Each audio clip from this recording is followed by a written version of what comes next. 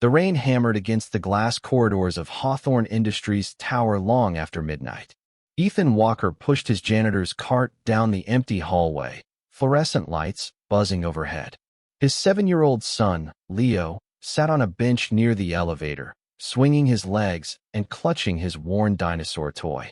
Then 3 men stepped out from the stairwell shadows. They moved with purpose toward the little boy. Leo's eyes went wide. "Daddy, please stop them." His scream shattered the silence. Ethan turned. Instinct replaced thought. 6 seconds. That's all it took. A pivot. An elbow strike to the first man's throat. A precise punch that dropped the second. A sweeping kick that left the third unconscious on the polished floor. The next morning, a government motorcade appeared outside their crumbling apartment building in South Seattle. Ethan Walker had learned to make himself invisible. At 38, he stood 6 feet 1 inch with the kind of lean muscle that came from years of discipline, not gym memberships. His black hair was cut military short, though nobody at Hawthorne Industries knew why. His hands, calloused from pushing mops and carrying trash, bore faint scars that spoke of a different life. Those scars told stories he never shared. He had been part of something once, a counterterrorism unit so classified it had no official name. They called it retrieval operations, a sanitized term for missions where politicians' children were saved from basements in war zones, where hostages were pulled from compounds that didn't exist on any map. Ethan had been good at it. Too good. He could read a room in seconds, neutralize threats before they escalated, and carry a wounded civilian 20 meters through hostile territory without rest. Then Sarah happened. Sarah, with her bright laugh and her belief that Ethan could be more than a weapon. They married quietly. She got pregnant. Ethan promised her he'd leave the life behind after one more mission. But Sarah never heard that promise fulfilled. Complications during Leo's birth took her away. The doctors used words like hemorrhage and cardiac arrest, but Ethan only heard one truth. His wife was gone, and he was holding a newborn who needed him more than any mission ever had. So he disappeared, not from Leo, but from the world that knew him as an operator. He became a janitor. The pay was terrible. The hours were long, but it let him stay close to his son. He worked nights at Hawthorne Industries Tower, one of those glass monuments to wealth and power that dominated Seattle's skyline. During the day, he was Leo's father. At night, while Leo slept in the employee lounge or did homework under the glow of vending machines, he cleaned offices where decisions worth millions were made by people who never saw him. Leo Walker was everything his father was not. Where Ethan was quiet, Leo was curious. Where he concealed, Leo revealed. At 7, he had his mother's blonde hair and his father's gray eyes. He was shy around other children, but fearless with his father. He asked questions about everything. Why birds flew south, how tall buildings stayed standing, whether stars knew people were watching them. Ethan answered what he could and invented answers when he couldn't. Leo was his whole world, and keeping him safe meant keeping him innocent of the violence he'd left behind. Victoria Hawthorne ran Hawthorne Industries the way generals ran campaigns, with strategy, discipline, and an emotional distance that kept everyone at arm's length. At 35, she was younger than most of the board members who tried to undermine her. She wore her authority like armor. Always impeccably dressed, her auburn hair styled perfectly, her tailored maternity suits designed to project power without apology even at 5 months pregnant. She walked through her building like she owned it. Because she did. But power came with ghosts. And now, with life growing inside her, those ghosts felt closer than ever. When Victoria was 16, she'd been taken. Her father was a federal prosecutor with enemies who knew that the fastest way to break a man was through his children. She'd spent 5 days in darkness, listening to footsteps above her head, wondering if she'd ever see sunlight again. Then someone came. She never saw his face clearly, just felt strong arms lifting her, heard a calm voice saying, "You're safe now," as he carried her through what felt like miles of forest. By the time the official rescue team arrived, she was already free, and her rescuer was gone. The trauma specialist her father hired said she'd forget in time. She didn't. She remembered the feeling of being helpless, and she'd built her entire life around never feeling that way again. Control became her religion. Trust became a luxury she couldn't afford. She'd married once, to a man who seemed safe, controllable. The marriage lasted 3 years before she realized he'd married her company, not her. 2 years later, she met Daniel. Daniel was different, warm, genuine, with no interest in her money or power. Ethan turned, still holding Leo. Victoria Hawthorne stood 15 feet away, one hand protectively cradling her visibly pregnant belly, her eyes wide with shock. She'd been working late, again, and had stepped out of her office just in time to witness everything. Their eyes met, hers filled with questions and something else, recognition, though she didn't know why. "Miss Hawthorne," Ethan said quietly, "you should go back to your office. Lock the door." Who are you?" Her voice was steady, but her hand tightened on her belly. "What just happened?" "Nothing you need to worry about. Please, just go back inside." But Victoria's eyes had moved to the 3 unconscious men, to their tactical gear, to the weapons visible under their jackets. And suddenly, instinct overrode logic. "They weren't here for your son," she said quietly. "They were here for me." Ethan looked at the security camera blinking red in the corner. Then he looked at the 3 unconscious men. Then at Victoria, pregnant and vulnerable, and standing in an open hallway. "We need to move," he said. "Both of you. Now." That night, Ethan didn't sleep. He sat in their tiny apartment, watching the street below through torn curtains. Leo slept fitfully, crying out twice. Both times Ethan was there, holding his hand, promising him monsters weren't real. But he knew better. Monsters were very real. And now they weren't just after Leo. They were after a pregnant woman who looked at him like she'd seen him before, though he knew they'd never met. Morning came with sirens. Not police sirens, something else. Leo was eating cereal at their small kitchen table when Ethan heard them. The kind of motorcade that meant government business. He pulled back the curtain. 5 black SUVs with government plates blocked the street. Men in tactical vests were establishing a perimeter. And stepping out of an armored Cadillac in the center of it all was Victoria Hawthorne. She wore a navy maternity dress, her auburn hair pulled back, her expression unreadable behind designer sunglasses. One hand rested on her pregnant belly, a gesture Ethan was learning was automatic for her. But her presence here, in this neighborhood where rust stains ran down the sides of buildings and laundry hung on fire escapes, was impossible to miss. Neighbors poured onto their stoops. People pulled out phones. A pregnant CEO didn't visit the poor side of town with a government escort unless something seismic was happening. Victoria walked straight to Ethan's building. 2 men in dark suits flanked her, clearly concerned about their pregnant principal navigating 4 flights of stairs. She waved them off and climbed anyway, though Ethan noticed she held the railing carefully.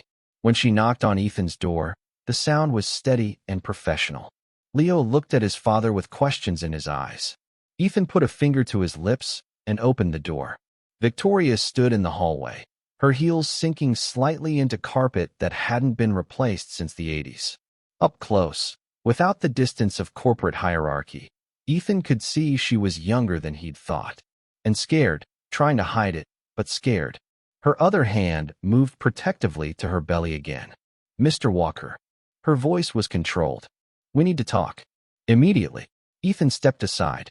Leo peeked out from behind him, his dinosaur toy clutched tight. Victoria's gaze softened for just a moment when she saw the little boy. Then it softened even more when Leo's eyes went to her pregnant belly with open curiosity. "You have a baby in there?" Leo asked with 7-year-old directness. "I do," Victoria said gently. "In about 4 months." "That's cool. Is it a boy or a girl?" "A girl." "Girls are okay, I guess," Leo said seriously. "My friend Emma is a girl, and she's pretty smart." Despite everything, Victoria smiled. Then the mask returned. "May I sit down?" she asked Ethan. Standing is difficult these days. Ethan gestured to their worn couch. Victoria sat carefully, clearly grateful to be off her feet. Her security stayed in the hallway. When the door closed, she spoke. "I've been followed for 3 months. Professional surveillance. It started right after my husband died. right after I announced my pregnancy to the board. She paused, her hand moving to her belly again. At first, my team thought it was corporate espionage. Someone trying to force me out while I'm vulnerable. Then we started finding patterns. The same faces at different events. Cars that appeared too consistently. Last week, my head of security showed me footage of 3 men conducting reconnaissance at Hawthorne Industries. She looked up. The same 3 men who attacked your son last night. Ethan felt his blood run cold. They weren't after Leo. No, they were after me. But I wasn't there. I changed my schedule last minute because I had a doctor's appointment. My OB wanted to check the baby. Her voice trembled slightly. Security believes they were trying to grab leverage when they couldn't get to me directly. Your son was in the wrong place. Or the right place, she added quietly, depending on your perspective. Ethan looked at Leo, who had wandered to the window to watch the motorcade. What do you want from me? Protection. For both of us. For all 3 of us. Her hand pressed against her belly. My security can keep me safe in controlled environments. But you saw a threat and neutralized it in seconds. Without hesitation. Without weapons. You protected your son like. She trailed off. Like someone who's done this before. I'm not a bodyguard. No. You're something better. You're someone they won't see coming. Victoria leaned forward carefully, mindful of her pregnant belly. Mr. Walker, whoever sent those men knows you stopped them. They know you're not what you appear to be. My security ran your background. Your employment history only goes back 7 years. Before that, nothing. No college records. No prior addresses. No digital footprint. You're a ghost. I'm a janitor. No, you're someone who became a janitor. There's a difference. She paused. I need to know what we're dealing with. Are you part of this? Are you a threat to my company? To me? Leo had pressed his nose against the window, making fog patterns with his breath. Ethan kept his voice low. I'm a father trying to raise his son in peace. That's all I am now. Whatever I was before doesn't matter. It matters if it puts my company at risk. If it puts my baby at risk. Your baby? Ethan's tone hardened. 3 men tried to grab my son. Those same men were after you and your baby. I don't care about your company. I care about keeping Leo safe. But I'm not going to let them hurt a pregnant woman either. Victoria's expression shifted, surprise, then something that looked like relief. Then we have common ground. She pulled out a phone, showed him footage. These 3. Do you recognize them? Ethan studied the faces. Military training. Private contractor build. Eastern European features on 2 of them. Mercenaries. Well-funded ones. How do you know? I know. Victoria put the phone away. My head of security thinks this is about me. About something from my past. When I was 16, I was kidnapped. It's not public information. My father paid a fortune to keep it quiet. But whoever's behind this knows. And they're recreating it. She looked at her belly, her voice dropping. But this time, I'm not just fighting for myself. Ethan was quiet, watching her protective gesture. Thinking about Sarah. About Leo. About what it meant to fight for someone who couldn't fight for themselves. Why, he asked. Why target you now? After all these years? I don't know. Revenge against my father. He's retired now, but he put away a lot of dangerous people. Corporate sabotage. Some board members would love an excuse to remove me, especially now that I'm pregnant and unmarried. Her voice cracked slightly. All I know is they're escalating. The 3 men you stopped won't be the last. And I can't. She touched her belly again. I can't let them take my daughter. She's all I have left of Daniel. Ethan looked at Leo, who was pressing his hand against the window, trying to wave at the security personnel below. Then he looked at Victoria, at her pregnant belly, her scared eyes, the determination in her jaw. He thought about the little girl inside her who would never meet her father. About Leo, who barely remembered his mother. About all the people he'd saved over the years, and the one person he couldn't save. I'll help you, he said quietly. But we do this my way. Victoria blinked. Just like that? You'll help. You're pregnant, and someone's trying to hurt you. I don't need a better reason than that. There's more to it, Victoria said, studying his face. I can see it. This is personal for you. Ethan was quiet for a long moment. Then, my wife died giving birth to Leo. I couldn't save her. Maybe I can save you. Victoria's expression softened. I'm sorry. I can't imagine. Don't. Don't apologize. Just stay alive. You and your baby. That's all I need. What about your son? If you're protecting me, you're putting him at risk. Leo goes where I go. That's non-negotiable. Then he comes too. I have a penthouse with security. Room for both of you. You'll move in today. Ms. Hawthorne. Victoria. And this isn't a request. If we're doing this, we do it right. You can't protect me from South Seattle while someone's watching your apartment. She stood carefully, using the arm of the couch for support. My security team has already swept this building. You're clean for now. But Mr. Walker, when they come back, and they will, I'd rather you were somewhere with more than a broken lock between you and them. Ethan wanted to argue, but she was right. And looking at Leo, at his son who was still too young to understand how close he'd come to being taken, Ethan knew he couldn't protect them from here. We'll need to pack, he said finally. Take what matters. Everything else can be replaced. Victoria moved to the door, then paused. Mr. Walker? Thank you. For last night. For saving my baby's life. Even if you didn't know you were doing it. It's Ethan. She smiled slightly. Ethan, thank you. Victoria's penthouse occupied the entire top floor of Hawthorne Industries Tower. Floor-to-ceiling windows, minimalist furniture, a space designed to project power. But when Ethan and Leo arrived that afternoon, bags in hand, Victoria had already transformed part of it. A guest bedroom had been set up with 2 beds, one for Ethan, one for Leo. The room had its own bathroom and a small sitting area. Children's books were stacked on the nightstand, and there was a basket of toys in the corner. I called my assistant, Victoria explained, noticing Ethan's expression. She has nephews. She helped me pick things out. Leo's eyes went wide when he saw the toys. Are those for me? They are, Victoria said. I thought you might get bored while your dad works. This is awesome. Leo dove for the basket, pulling out action figures and building blocks. Daddy, look. They have the T-Rex. Ethan watched his son, then looked at Victoria. You didn't have to do this. Yes, I did. He's 7. He needs things to do. She smiled. Besides, I'll have a child of my own soon enough. Consider it practice. Over the next few days, they settled into a strange new routine. Ethan did perimeter checks, reviewed Victoria's security protocols, and identified weaknesses in the building's defenses. Leo went to school with a security detail, which he thought was super cool. And Victoria continued running her company, though now she had to navigate board meetings with both a growing belly and a former special ops soldier reviewing her calendar. This meeting, Ethan said one morning, pointing at her schedule. The investors' dinner. You shouldn't go. Victoria looked up from her laptop. She was 5.5 months pregnant now, and the baby's movements were becoming more pronounced. It's with our 3 largest investors. I have to go. It's at a restaurant with terrible sight lines and only 2 exits. If something happens, you'll be there. That's why I hired you. I'm not hired. We have an agreement. Semantics. Victoria shifted in her chair, one hand going to her lower back. I'm going to that dinner. You can come with me or not, but I'm going. Ethan recognized that tone. He'd heard it before, in military commanders who'd already made up their minds, in hostages who'd decided they'd rather die fighting than live cowering.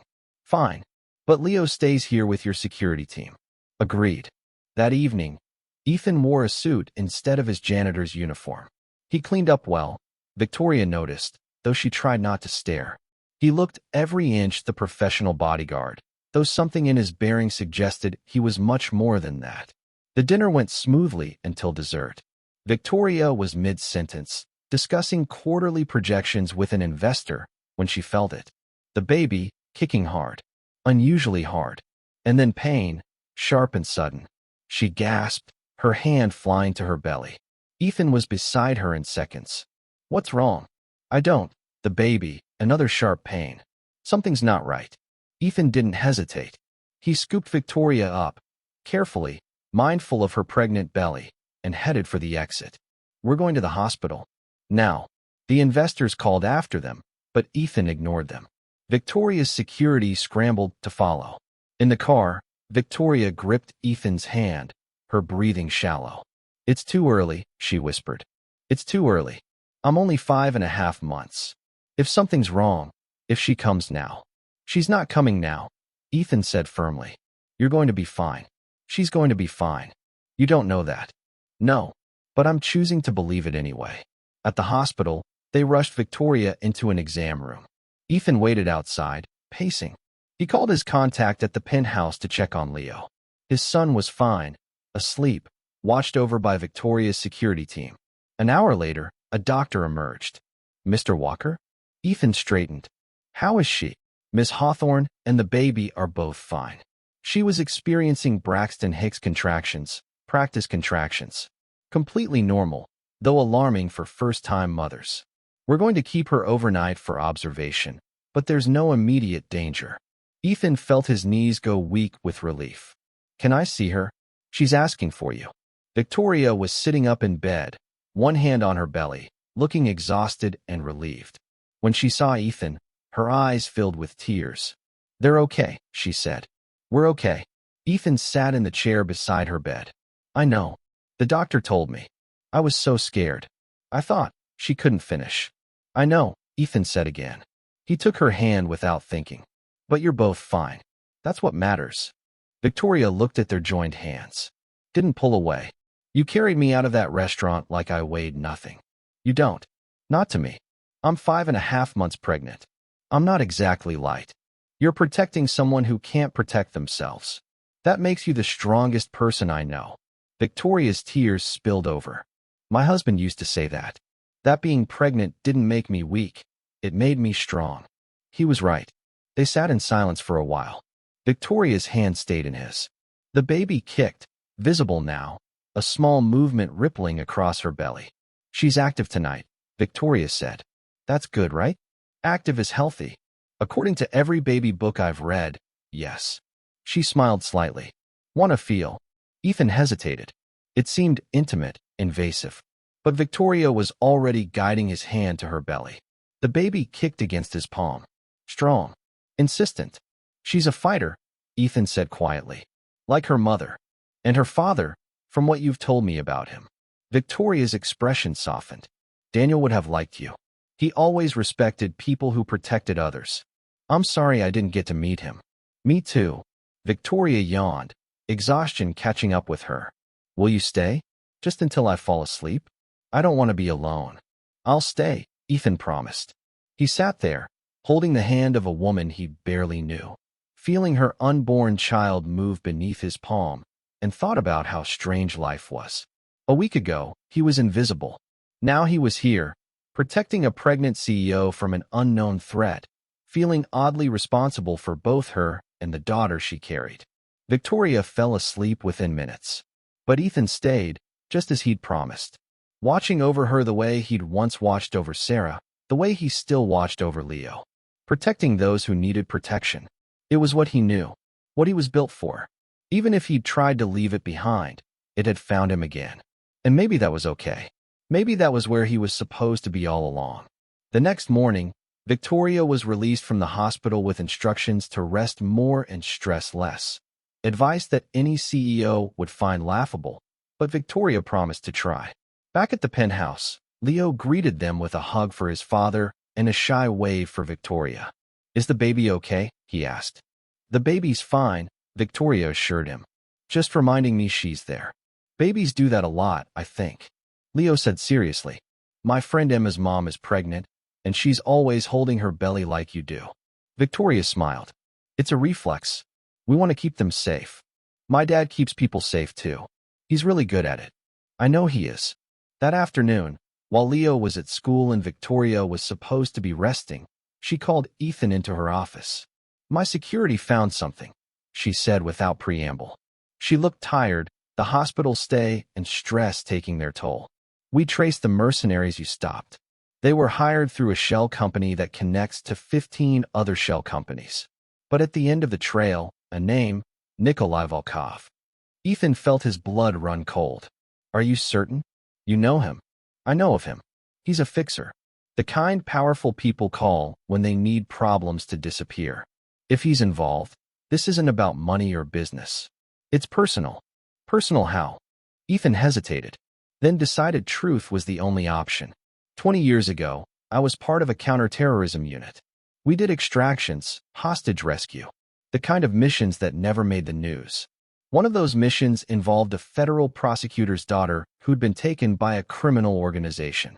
Nikolai Volkov was the mastermind behind the kidnapping. We disrupted his operation, and he lost millions. Several of his men were killed or captured. He swore revenge against everyone involved. Victoria's face went pale. Her hand moved protectively to her belly. What was the prosecutor's name? I don't remember specific names. We were never given family details, just operational. Thomas Hawthorne. Victoria's voice was barely a whisper. That was my father. And I was that daughter. The silence stretched between them. Ethan stared at her. You were 16. I remember. The safe house was in the mountains. You were scared but trying to be brave. You kept asking if your father was okay. And you told me he was. You told me he loved me and that I'd see him soon. You carried me through the forest for hours. Victoria's eyes filled with tears. I never saw your face clearly. It was dark, and I was so scared. But I remember your voice. I remember feeling safe for the first time in days. I didn't know, Ethan said quietly.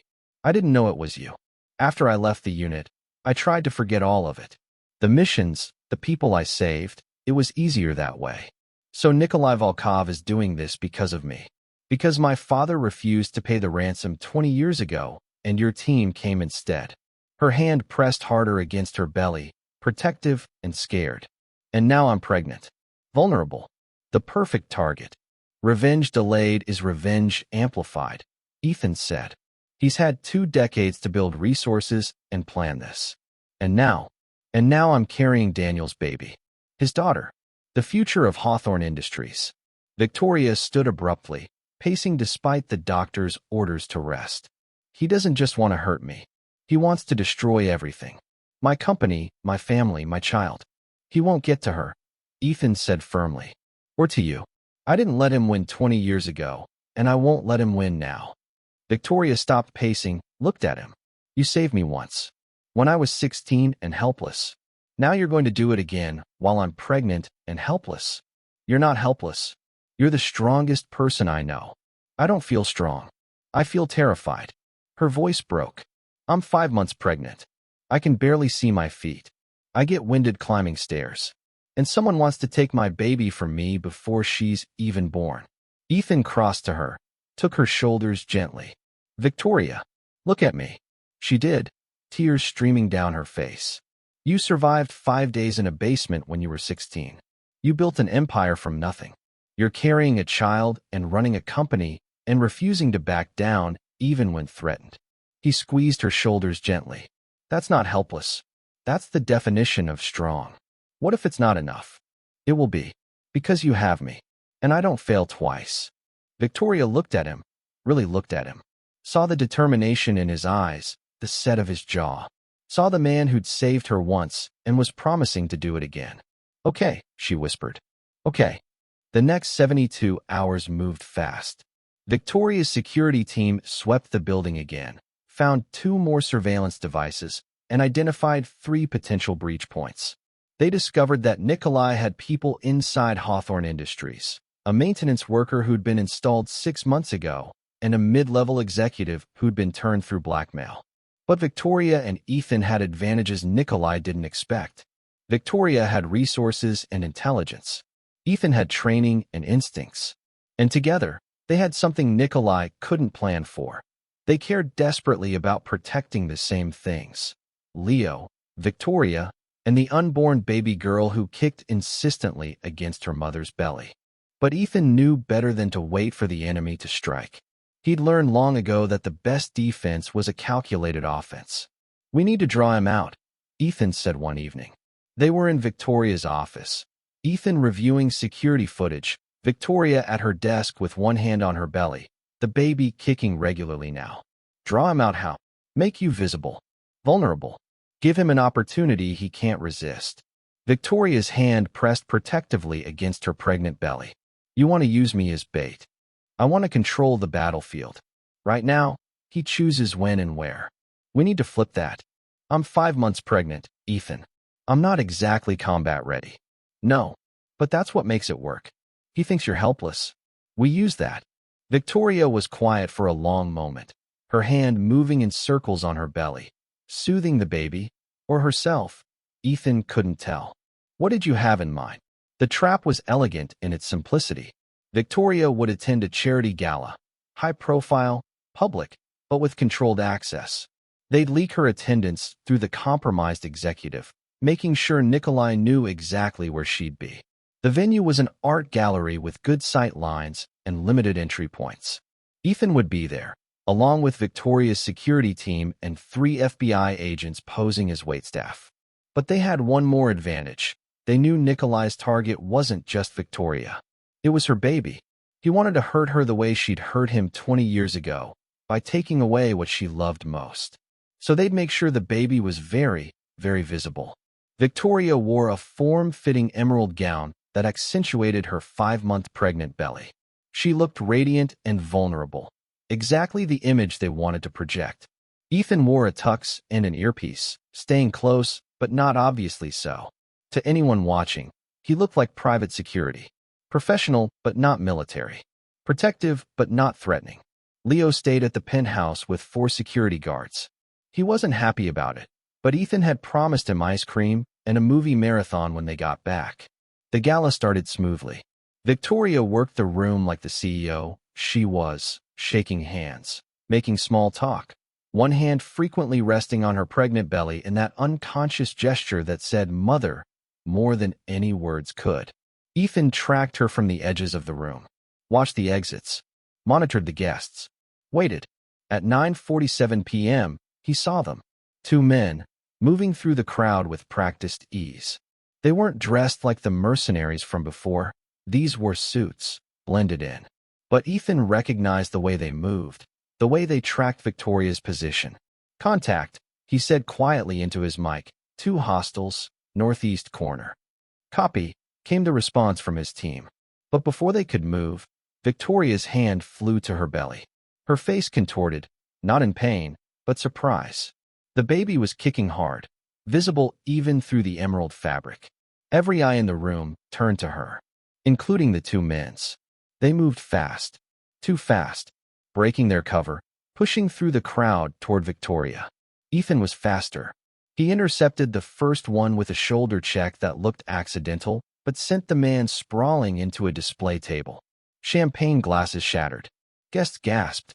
The second man reached for something under his jacket. Ethan caught his wrist, twisted, and the weapon, a syringe, he noted with cold fury, clattered to the floor. He drove his elbow into the man's solar plexus, followed by a precise strike to the temple. The man dropped. The FBI agents moved in, securing both hostiles. The crowd erupted in chaos, guests screaming, running for exits, security trying to maintain order. But Ethan only had eyes for Victoria. She stood frozen in the center of it all, both hands on her pregnant belly, breathing hard. Not hurt, not taken, safe. He crossed to her in 3 strides. "Are you okay?" "Ah, yes. The baby, she's moving. A lot. That's good. Active is good." He took her arm gently. "We need to get you out of here. Now." But then he heard it. Slow applause from the gallery's upper level. Ethan looked up, and there, on the balcony overlooking the chaos, stood Nikolai Volkov. "Impressive," Nikolai called down. His voice carried through the panicked crowd. 20 years, and you haven't lost a step, Ghost. Though I have to say, using a pregnant woman as bait, that's cold, even for you." Volkov. Ethan moved to put himself between the man and Victoria. "It's over. FBI has your men. Your network is compromised. Walk away. Walk away." Nikolai laughed. "I've spent 20 years planning this. 20 years building toward this moment. Do you really think I'd walk away when I'm this close?" "Close to what? Revenge? It won't bring back your money or your men. No, but it will bring me satisfaction." Nikolai's eyes moved to Victoria, to her pregnant belly. "She took my empire. Now I take her legacy. An eye for an eye. A future for a future." Victoria's hands tightened on her belly. "You'll never touch my daughter." "I don't need to touch her," Nikolai said. "I just need to make sure she never draws breath. Tell me, Miss Hawthorne, do you know how fragile pregnancy is? How many things can go wrong? Stress. Trauma. Fear. He smiled. One bullet. That's all it takes. Not even to you. Just near you. The shock alone could trigger premature labor. At 5 months, what are your daughter's chances of survival? Ethan saw Victoria's face go white. Saw her hand move protectively over her belly. Don't listen to him, Ethan said quietly. He's trying to scare you. It's working, Victoria whispered. She's right to be scared, Nikolai said. He pulled out a pistol, aimed it not at Victoria, but at the ceiling. One shot. That's all it takes to start the process. Then I just wait. Watch her lose everything while I slip away in the chaos. You won't make it out of this building, Ethan said. Perhaps not. But neither will her daughter. Nikolai's finger moved to the trigger. Consider this payback for what you took from me 20 years ago. Ethan didn't think. Didn't calculate odds or plan strategies. He simply moved. He grabbed Victoria, pulled her down behind a marble column, his body covering hers and her pregnant belly as the gunshot cracked through the gallery. Screams. More gunfire. FBI agents returning fire. The sound of footsteps running, glass shattering, voices shouting commands. But Ethan only registered one thing. Victoria beneath him, breathing hard, her belly pressed against his side, the baby kicking frantically between them. Are you hit? He demanded. No. No. I'm the baby. The baby's fine. You're fine. Stay down. More gunfire. Then silence. Then a voice over the radio. Suspect down. Repeat. Suspect down. Building secure. Ethan didn't move until he heard the confirmation twice more. Then he carefully helped Victoria sit up, his hands checking her over for injuries. I'm okay, she said, but her voice shook. We're okay. But Ethan, I'm having contractions. His blood ran cold. What? Not like before. Different. Stronger. Her hand gripped her belly. Something's wrong. The ambulance ride was a blur. Victoria lying on the stretcher, gripping Ethan's hand hard enough to leave marks. EMTs monitoring her vitals, her belly, the baby's heartbeat. Contractions are 3 minutes apart, one EMT said. We need to get her to L&D fast. At the hospital, they rushed Victoria into a delivery room. Ethan tried to follow, but a nurse stopped him. Family only. Ethan started, then realized he had no claim. He wasn't her husband. Wasn't the baby's father. Was just the bodyguard who'd put her in danger. But Victoria's voice cut through. He stays. He's all I have. Please. The nurse looked between them, then nodded. Scrub in. Quickly. The next 4 hours were the longest of Ethan's life.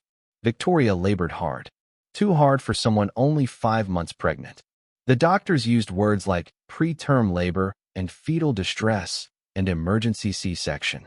Ethan held Victoria's hand through all of it. Whispered encouragements when she screamed. Told her she was strong. She could do this. Her daughter needed her to fight. And Victoria fought. Fought like she'd fought 20 years ago in that basement. Fought like she'd fought to build her empire. Fought like a mother protecting her child. At 2:47 a.m., they took her for the C-section. Ethan waited outside. Paced. Called his contact at the penthouse. Leo was asleep. Safe. Unaware that his father was living through another nightmare. At 3:15 a.m., a doctor emerged. Mr. Walker? Ethan straightened. How are they? Miss Hawthorne is stable. Exhausted, but stable. The baby, the doctor paused. She's alive. 23 weeks gestation, 1 pound, 6 ounces. She's in the NICU. The next 72 hours are critical. Can I see Victoria? She's in recovery. She's asking for you. Victoria looked small in the hospital bed. Pale. Exhausted. And 4 in her arm, monitors beeping steadily. But when she saw Ethan, tears spilled down her face. My baby, she whispered. Is she? She's alive. Fighting. Just like her mother. I need to see her. The doctors said. I don't care what they said. I need to see my daughter. Now. 30 minutes later, they wheeled Victoria to the NICU. Ethan stayed close, one hand on her shoulder as she stared through the glass at the impossibly tiny infant in the incubator. The baby, their daughter, was smaller than any human Ethan had ever seen, covered in wires and tubes. A ventilator breathing for her. Monitors tracking every heartbeat.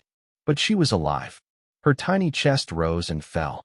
Her miniature fingers twitched. And when the nurse carefully moved the blanket, Ethan could see she had Victoria's nose, Daniel's dark hair. "She's beautiful," Victoria sobbed. "She's so beautiful and so small. And what if she doesn't make it?" "She'll make it," Ethan said firmly. "She's your daughter. She's a fighter. You don't know that." "Yes, I do. Because I know her mother. And I know fighters when I see them." A nurse approached. "Miss Hawthorne, would you like to touch her? It's called kangaroo care. Skin-to-skin contact. It helps preemies." "Yes. Please." "Yes." They helped Victoria into a chair beside the incubator, helped her open her hospital gown, and then, with infinite care, they placed the tiny baby against Victoria's chest. The baby's heart rate steadied. Her breathing improved. And Victoria cried, her hand cupping her daughter's impossibly small head. "Hi, sweetheart," she whispered. "Hi, baby girl. I'm your mama. I'm here. I'm right here." Ethan stood back, watching, feeling intrusive, like he was witnessing something sacred. But Victoria looked up, found his eyes. "Ethan, come here." He approached slowly, knelt beside her chair. "This is Ethan," Victoria told her daughter. "He saved my life when I was 16. He saved your life tonight. Her voice broke. "He's the reason we're both still here." The baby's tiny hand moved, found Ethan's finger, wrapped around it with surprising strength. "Hi there, little one," Ethan said quietly. His voice was rough. "You gave us quite a scare, but you're going to be okay. You hear me? You're going to be just fine." The next 72 hours were hell. Victoria refused to leave the NICU. The nurses brought her meals she didn't eat. Ethan brought her changes of clothes. Leo came to visit, his eyes going wide when he saw how small the baby was. "She's so tiny," he whispered. "Is she going to be okay?"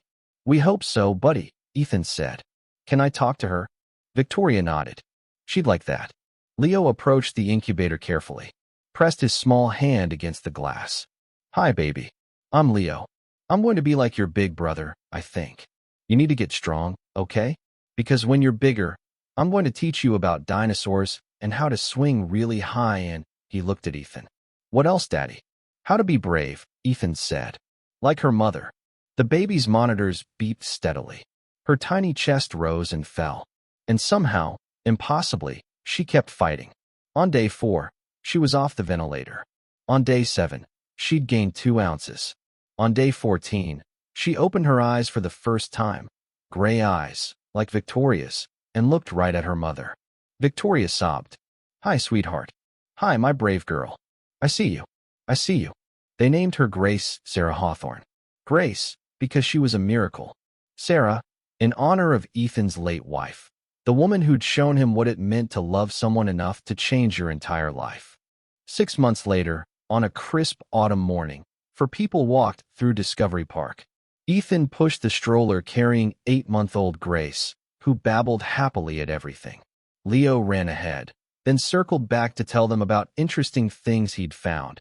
A cool rock, a funny-looking bird, a dog that looked like a bear. Victoria walked beside Ethan, their hands linked, watching their children with something that looked like peace on her face. She'd taken to wearing jeans on weekends, letting her hair down, looking less like a CEO and more like a mother. Both suited her. "Daddy," Leo called back. "Can we get ice cream?" "It's 10 a.m., Ethan replied, but he was smiling. "Ice cream doesn't have a time," Leo argued with perfect 8-year-old logic. Victoria looked at Ethan. "He's not wrong. You're supposed to be on my side. I am on your side. The side that wants ice cream." They reached the ice cream cart. Leo ordered strawberry, as always. Victoria ordered vanilla. Ethan ordered chocolate. And they got a small cup of vanilla for Grace to gum at, even though she mostly just made a mess. They sat on their favorite bench overlooking Puget Sound. Grace reached for Leo, and he carefully held her on his lap, making funny faces until she laughed, that deep, belly laugh that babies make when something is genuinely hilarious. "Daddy," Leo said, not looking up from his sister. "Yeah, buddy. Are we going to stay here forever? Like, all of us together?" Ethan looked at Victoria. She looked back, a question in her eyes. "Would you like that?" Ethan asked Leo. "Yeah, I like it here. I like Victoria. I like Grace."